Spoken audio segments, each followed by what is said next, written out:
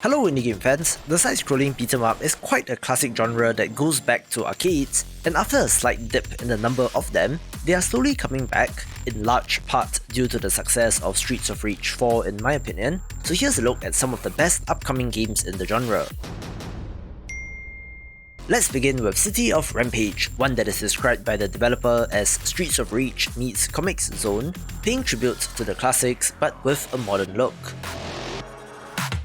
While there isn't much else to go on in terms of mechanics and story, the action looks pretty good with decent art, so I'm willing to give this developer a shot.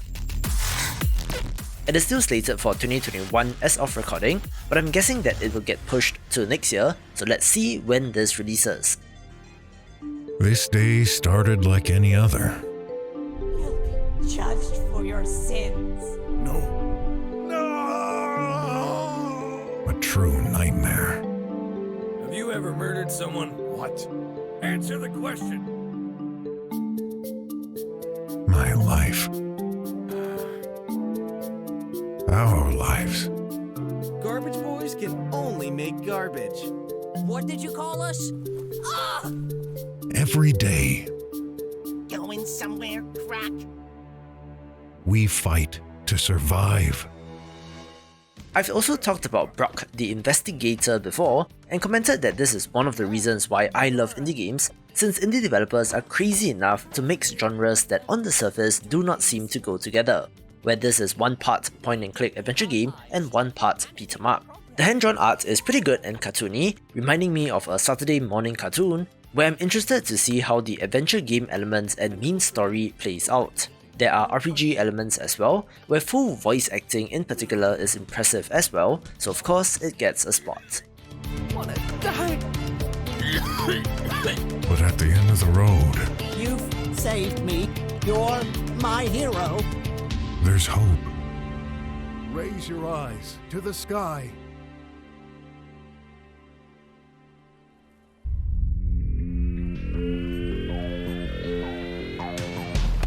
One of the titles that I skipped the last time around was Sifu, since it is a not-so-indie title coming from the French studio who made Absolver named Slow Clap, who you might not know have at least 60 people on staff. Still, this 3D brawler does look excellent, looking to pay tribute to martial arts movies likely inspired by Hong Kong cinema. As expected, the combat system is supposed to be pretty in-depth with over 150 different attacks, where if you die in battle, you are resurrected but do age, increasing damage while decreasing health, looking like an interesting mechanic.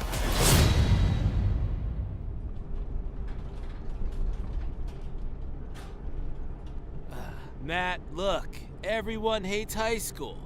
What you're going through is totally normal. Everyone has nightmares about it. That's why we're here to help. I mean, you got your bullies, your mean chicks, douchers, douche-ease, homework. Come on, give me a smile. Can you believe these things don't have seatbelts? Oh, here's our stop. Be right back. Alright, you just stay right there. The next title has been a very long time coming, but as far as I know, Nightmare Corps is still in development, although things don't look great, with the game's Twitter account having last posted in 2020. This is of interest since it comes to us from some Newgrounds alumni members, including Tom Fulp, where this game in particular looks like the spiritual successor to Castle Crashers.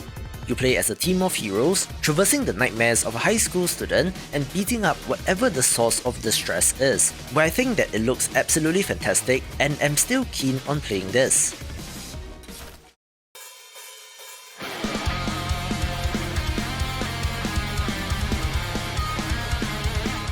Our next title is an interesting one since Detained Too Good for School is a life sim title where you play as a delinquent schoolgirl, getting into fights and living life while skipping out on school.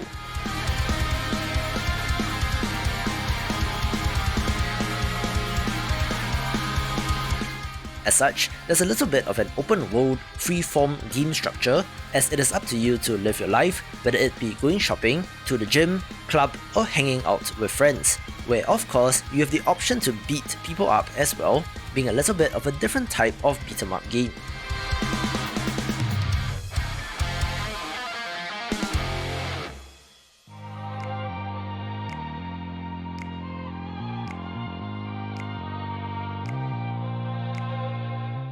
Speaking of life sim titles, one that I think will be of interest and may look familiar to you is Fading Afternoon, coming to us from developer Yo, who is best known for the Japanese high school delinquent simulator The Friends of Ringo Ishikawa from 2018.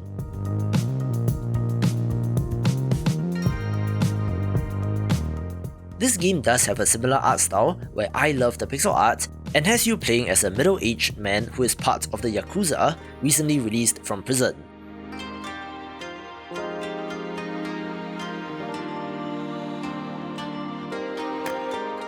As can be seen, this is not a pure beat-em-up since you can use guns, where the action is violent and bloody, contrasted with some absolutely gorgeous pixel art environments.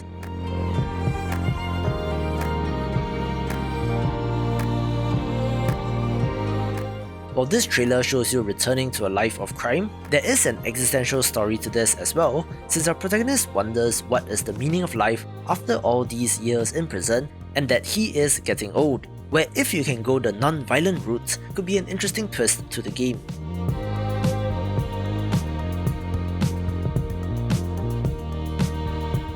Still, if you're here for the crime simulator beat-em up, I'm sure that this will offer that as well, looking to be another great title to keep an eye on.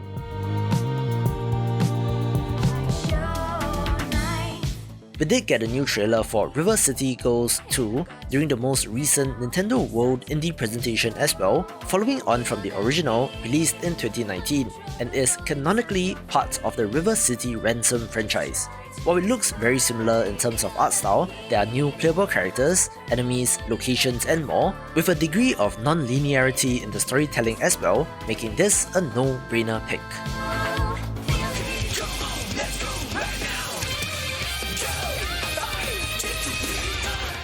Let's kick off the top 3 with Jitsu Squad, a vibrant and cartoony title starring ninja anthropomorphic animals.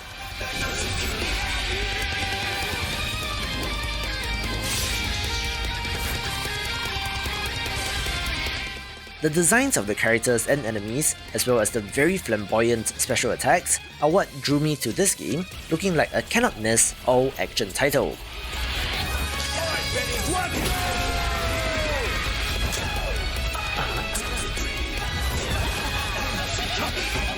It was successfully kickstarted in March this year as part of the final push for a Q1 2022 release, raising more than 7 times its initial target, so the interest certainly is there, and I hope that this game will turn out well.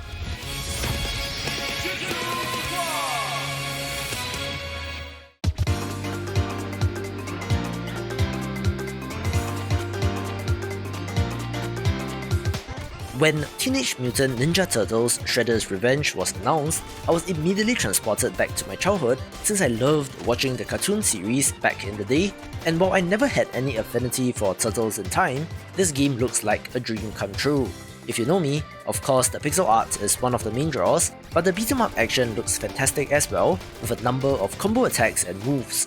As expected, this has co-op support for up to 4 players, which sure looks like a party, and we even have non-turtles as playable characters like April O'Neil shown here, where I do wonder if we will get to see Casey Jones or Master Splinter, or even if Shredder shows up as a boss. And it comes to us from developer Tribute Games, who made games like Flint Hook and Panzer Paladin, so I have confidence that this will turn out well.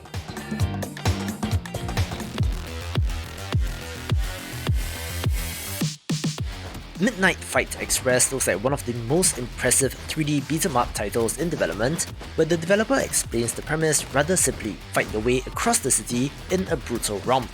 That's it, really. I do not have any details about the story or plot, but it appears that you can quite easily go straight to punching things, but apparently there is a level of depth to the combat system as well that needs to be mastered. The developer does also talk about leveling up and unlocking new moves and weapons, so there is some elements of progression built in, but from the sheer variety of weapons, levels and enemies shown in this trailer alone, it certainly got my attention. Additionally, I believe this is made by a solo developer as well, which makes it even more impressive, with action on the level of something like John Wick taking the #1 spot. No Russia. For more upcoming indie games of 2022, watch these videos and I will see you after the jump.